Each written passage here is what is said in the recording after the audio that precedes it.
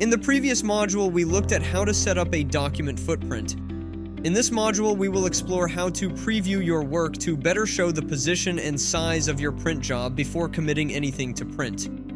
We'll also look at how to zoom into your work to interrogate specific aspects of your design. We will look at color separations and how to prepare negatives and mirroring the print for specific print outcomes. If you've closed the 01 Print and Export exercise file from the M4 Print and Export folder, kindly reopen it. With the file open, let's now explore Print Preview. Choose the File menu and Print Preview. You'll notice that the Print Preview interface takes advantage of the entire screen, making it very easy for us to make the correct print decisions. On the top, we have a Print Preview Properties bar, and to the left, we have Print Preview Tools. Let's start by exploring some of these. Head over to page 2, please, and you can see that the content is fairly small on pages 2 and 3. We'd like to get a close-up view, so choose the Zoom tool, and you can see we have zoom functionality very much like the core CorelDRAW functionality. So for example, we're able to zoom into specific areas to interrogate those components. We can look at the one-to-one view, or look at the entire page, the page width, or the page height. It's a huge flexibility. If we head back to page 1, additional options include the ability to add printer marks. So let's explore that.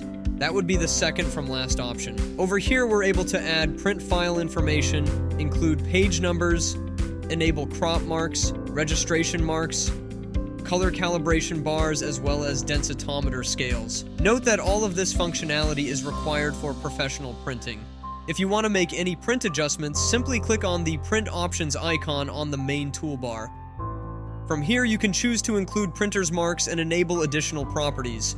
So bear in mind that the print commands are always accessible to you. On the top, we can choose to move into full screen view, and hitting escape will take you out of that. Then we can enable separations, and this process presents each color on its own printing plate, namely cyan, magenta, yellow, and black, and any spot colors that you may have. You also have the ability to invert the image, referred to as a negative, and this is used in some specialty printing environments, for example, hot metal foiling and such like. And you're even able to mirror the image. And this scenario would be useful, for example, in a screen printing environment.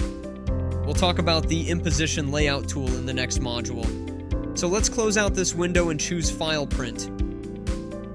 There's one more thing we'd like to share with you, and that is that, as you're setting up your print document, you can toggle through to the Print Preview options by clicking its switch.